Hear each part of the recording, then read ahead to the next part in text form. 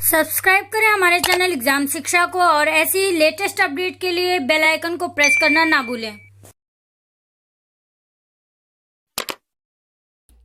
Hello guys, welcome back my on YouTube channel exam Shiksha. I hope all you fine guys. आज का जो topic है वो है वैदिक सभ्यता। हम लोग स्टडी कर रहे थे वैदिक सभ्यता में। दो पार्ट्स हम लोगों ने पढ़े, ऋग वैदिक काल और उत्तर वैदिक काल। तो आज का जो टॉपिक है वो हम डिफरेंसेस देखेंगे ऋग वैदिक काल का जो समाज था और उत्तर वैदिक काल का जो समाज था, यानी ऋग वैदिक पीरियड एंड लेटर वैदिक पीरियड के अंतर्गत जो डिफरेंसेस आए समाज के अंतर्गत वो क्या रहे, उन सभी चीज़ों पे आज हम लोग देखते हैं और अच्छे से अध्ययन करते हैं।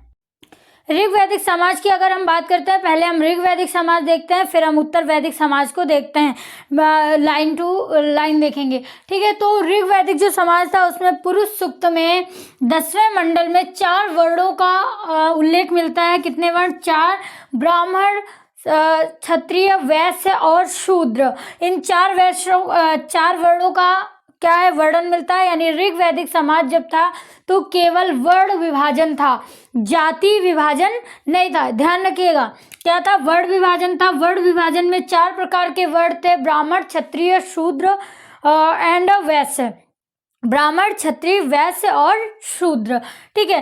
फिर इनका जो सामाजिक विभाजन था वो व्यवसाय पर आधारित था, यानी वर्क पे डिपेंड करता था कि कौन सा जो व्यक्ति है वो किस वर्ण के अंतर्गत आता है, क्षत्रिय है या ब्राह्मण है या शूद्र है या वैश्य है, ठीक है। अब सामाजिक विभाजन क्या था? व्यवसाय के आधार पे था। उस टाइम पे अगर किसी भी व्यक्ति को जिसने वेदों का ज्ञान लिया है, ठीक है, वेदों का नॉलेज है उसे, तो वो क्या कहलाएगा? ब्राह्मण कहलाएगा, भले ही उसका जन्म क्षत्रिय वर्ण में क्यों ना हुआ हो। अब बात हम करते हैं क्षत्रिय की, तो कोई भी शूद्र है अगर उसके अंतर्गत, देखो चारों के अलग अलग काम थे। ब्राह्मण का काम था ज्ञान लेना और ज्ञान देना, ठीक है, दान लेना, दान देना, ज्ञान बांटना। क्षत्रिय का काम था समाज की रक्षा करना, यानी लड़ने का जितना भी काम था, समाज की देखभाल का जितना भी वर्क था वो किसके पास था? क्षत्रियों के पास था। वैश्य जो है व्यापारिक चीज़ों को देखते थे, जितना भी व्यापार होता था वो वैश्य देखते थे। और शूद्र वर्ण वाले इन सभी की क्या करते थे? सेवा करते थे, ठीक है। सबसे निम्न स्तर का वर्ग किसको दिया गया? शूद्रों को दिया गया। तो कितने वर्ण थे? 4 वर्ण थे, ब्राह्मण, क्षत्रिय, वैश्य और शूद्र, जिनमें से उस प्रकार का जो समाज था, वैदिक समाज जो था, वो सामाजिक विभाजन जो हुआ था वो व्यवसाय के आधार पे हुआ था, यानी कार्य के आधार पे किया गया था। अब मान लीजिए वैश्य है, उसको तलवार चलाना, लाठी चलाना, घोड़ा चलाना सारा वर्क आता है, तो वो क्या बन जाएगा? वो क्षत्रिय कहलाएगा। अगर किसी क्षत्रिय को पूरे वेदों का ज्ञान है, ज्ञान दे सकता है वो, तो वो क्या बन जाएगा? ब्राह्मण बन जाएगा। कहने का मतलब है जो सामाजिक विभाजन था वो जन्मजात नहीं था, वो व्यवसाय पे आधारित था। आपका जो वर्क होगा आप उस वर्ण के बोले जाओगे।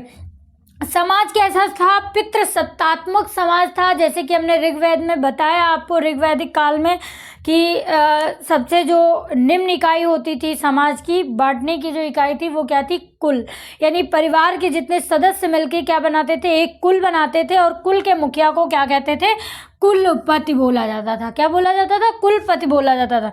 तो समाज में जो एक परिवार था उसका मेन मुखिया कौन होता था? एक व्यक्ति होता था, आदमी होता था, यानी मैन होता था। तो इसीलिए क्या बताया गया है? ऋग वैदिक काल का जो समाज था वो क्या था? पितृसत्तात्मक था। और आप अगर बात करें इंडस वैली सिविलाइजेशन की, तो उसमें समाज कैसा था? मातृसत्तात्मक था, ठीक है। जो ऋग वैदिक काल है उसमें एक विवाह की पद्धति थी, एक व्यक्ति एक ही विवाह कर सकता था, ठीक है। महिलाओं की स्थिति जो थी वो अच्छी थी। क्या, क्यों अच्छी थी? देखिएगा, बाल विवाह नहीं होता था, पर्दा प्रथा नहीं था, यानी छोटे बच्चों का विवाह नहीं किया जाता था, पर्दा प्रथा नहीं था, यानी कोई भी घूंघट डाल के ऐसे एनऑल ये सारी चीज़ें नहीं थी। सती प्रथा, सती प्रथा किसे कहते हैं? मतलब किसी के भी पति की अगर डेथ हो जाती है तो साथ में उसकी चिता के साथ उसकी पत्नी को भी जलाया जाता था। उसे हम क्या कहते हैं, सती प्रथा कहते हैं। तो सती प्रथा भी ऋग वैदिक काल में नहीं थी। विधवा विवाह भी था, यानी अगर किसी का पति एक्सपायर हो जाता है, मर जाता है, तो उसके बाद उसका दूसरा विवाह किया जाता था। इसीलिए कह सकते हैं कि जो ऋग वैदिक समाज था उसमें स्त्रियों की जो स्थिति थी वो क्या थी, अच्छी थी, क्योंकि बाल विवाह नहीं होता था, पर्दा भी प्रथा नहीं था, सती प्रथा भी नहीं था और विधवा विवाह को मंजूरी दी गई थी। स्त्रियों को अध्ययन करने की आज़ादी थी, यानी महिलाएं भी शिक्षा को ग्रहण कर सकती थी। जैसे कि अगर आप क्वेश्चन आ सकता है कि ऋग वैदिक समाज की जो पढ़ी लिखी महिलाएं थी, जो विदुषी महिलाएं थी, उनके क्या नाम है, तो उनमें एग्जाम्पल में हमने आपको बता रखा है, ये घोषा और लोक मुद्रा। ये कौन वो स्त्रियां हैं जो ऋग वैदिक समाज में पढ़ी लिखी थी। ठीक है, तो स्त्रियों को अध्ययन की आज़ादी थी, मन हो तो अध्ययन कर लीजिए, मतलब कोई भी रोक टोक नहीं था कि महिला हैं पढ़ाई नहीं कर सकती, अध्ययन नहीं कर सकती। तो घोषा और लोक मुद्रा विदुषी महिलाएं हैं ऋग वैदिक काल की। क्वेश्चन ऐसे आएगा, ऋग वैदिक काल की विदुषी महिलाएं कौन सी थी, तो घोषा और लोक मुद्रा। अब ऋग वैदिक समाज में सुरा, मधुरत और सोमरस नामक जो है पेय पदार्थ पिए जाते थे, यानी लोग रिलैक्स करने के लिए या एंजॉय करने के लिए जो है मधुरस, सुरा, सोमरस आदि पेय पदार्थों का क्या करते थे, सेवन। जैसे आज के समय में जो शराब होती है, बियर होती है, उन जैसे मतलब एंजॉय करने के लिए जो चीज़ें पी जाती है। ठीक है, आई होप ऋग वैदिक समाज आपको समझ में आया होगा। अब हम देखते हैं उत्तर वैदिक समाज क्या है। ठीक है, तो उत्तर वैदिक जो समाज है, अब इसमें हम डिफरेंसेस देखते चलेंगे। आपने ऋग वैदिक समाज को देखा अच्छे से, ठीक है। अब हम बात करेंगे उत्तर वैदिक समाज की और साथ में इनका क्या करेंगे, अध्ययन करेंगे। आप देखो ऋग वैदिक काल में क्या था, यहाँ पे 4 वर्ण थे, यहाँ पे कहीं पर भी जाति की बात नहीं की गई। लेकिन उत्तर वैदिक समाज आते आते, क्योंकि ये भी वैदिक पीरियड का ही एक पार्ट है, वैदिक सोसाइटी के बारे में हम पढ़ रहे हैं कि वहाँ का समाज कैसा था। उत्तर वैदिक काल आते आते उत्तर वैदिक समाज में क्या हुआ, जाति व्यवस्था विकसित हो गई। यहाँ पे क्या था, वर्ण व्यवस्था थी, 4 वर्ण, ब्राह्मण, क्षत्रिय, वैश्य और शूद्र। लेकिन यहाँ पे क्या हुआ, उनकी भी अनेक जातियाँ विकसित हो गई। जैसे कि 4 वेदों का ज्ञान रखने वाला चतुर्वेदी कहलाया, 3 वेदों का ज्ञान रखने वाला त्रिवेदी, 2 वेदों का ज्ञान कहने वाला जो द्विवेदी, ठीक है, और मिश्रित ज्ञान, सभी वेदों का ज्ञान प्राप्त करने वाला, या उपनिषद का भी ज्ञान है, वेदों का भी ज्ञान है और पुराणों का भी ज्ञान है, तो उसको मिश्रा कहा गया। इसी प्रकार से क्या हुआ, जातियां विकसित हो गई, जाति व्यवस्था विकसित हुई, जबकि ऋग वैदिक समाज में जाति व्यवस्था विकसित नहीं थी, केवल 4 वर्ण थे। फिर जाति जो विभाजन था वो क्या हो गया, जन्म के आधार पर। अब देखिए, जब आपने ऋग वैदिक समाज पढ़ा तो उसमें क्या था, उसमें वर्ण व्यवस्था थी, और वर्ण व्यवस्था भी कैसे थी, वर्ग के आधार पे, व्यवसाय के आधार पे थी। लेकिन यहाँ क्या हुआ, यहाँ जाति व्यवस्था तो विकसित हुई, उसके साथ में जो ये हो गया, ये कंपलसरी हो गया, आप जिस भी जाति में जन्म लेते हैं आप उसी जाति के कहे जाएंगे। यानी वर्ग के आधार पे ना होके क्या हो गई, जन्म जात हो गई। जाति विभाजन कैसे हो गया, जन्म के आधार पे। आपने क्षत्रिय कुल में जन्म लिया, क्षत्रिय हो गए, ब्राह्मण कुल में जन्म लिया, ब्राह्मण हो गए। भले ही आपको कुछ भी ना आता हो, आपको तलवार चलानी नहीं आती हो, लेकिन आप क्या हो गए, क्षत्रिय कुल में जन्म लिया, क्षत्रिय हैं। ब्राह्मण कुल में जन्म लिया, ब्राह्मण हैं। शूद्र कुल में जन्म लिया, शूद्र हैं। यानी कि वर्ग के आधार पे ना होके क्या हो गया, जन्मजात हो गई, जन्म पे आधारित हो गई। आई होप समझ में आ रहा होगा। फिर क्या हुआ, छुआछूत का प्रचलन शुरू हुआ। अब जातियां बन गई। यहाँ पे ऋग वैदिक काल में यहाँ पे आपको कहीं पर भी छुआछूत का वर्णन नहीं मिलता है, मिला अभी तक नहीं मिला। लेकिन यहाँ क्या हुआ, छुआछूत प्रचलन हो गई, ठीक है, ऊंच नीच का वो होने लगा, कुरीतियां समाज में फैलने लगी। ऋग वैदिक समाज ठीक था, ठीक है, अच्छा था, स्त्रियों की भी दशा अच्छी थी। लेकिन यहाँ पे क्या है, धीरे धीरे इस समाज में, सोसाइटी में क्या हो गई, कुरीतियां बढ़ने लगी, छुआछूत का प्रचलन शुरू हो गया। फिर यहाँ का भी जो समाज है वो कैसा है, पितृसत्तात्मक। ये चीज़ नहीं बदली, यहाँ पे भी समाज कैसा था, पितृसत्तात्मक। यहाँ का भी समाज कैसा है, पितृसत्तात्मक है। अब यहाँ पे क्या था, यहाँ पे 4 पुरुषार्थ बनने लगे, धर्म अर्थ काम मोक्ष, यानी इन चारों को किए बिना मरना नहीं है। उत्तर वैदिक काल में क्या हुआ, 4 पुरुषार्थ हो गए, धर्म अर्थ काम मोक्ष, इनकी पूर्ति व्यक्ति अपने जीवन में करता है। और 16 संस्कारों का क्या हुआ, उदय हुआ।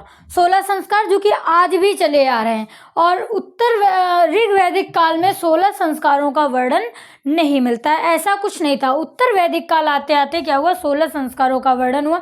जन्म से लेकर के एक मृत्यु तक के एक व्यक्ति के कितने संस्कार होते हैं, 16 संस्कार, जैसे जन्म संस्कार, नामकरण संस्कार, मुंडन संस्कार, विवाह संस्कार, उपनयन संस्कार, ऐसे करके मृत्यु तक, अंतिम संस्कार तक टोटल कितने संस्कार हुए, 16 संस्कार हो गए। यहाँ पे उत्तर वैदिक समाज जो था उनमें जो ब्राह्मण, क्षत्रिय और वैश्य थे उनको द्विज बोला जाता था। द्विज का मतलब 2 बार जन्म लेने वाला। ऋग वैदिक समाज में ऐसा कुछ नहीं था। उत्तर वैदिक समाज में क्या बताया गया, द्विज एक शब्द का प्रयोग किया गया।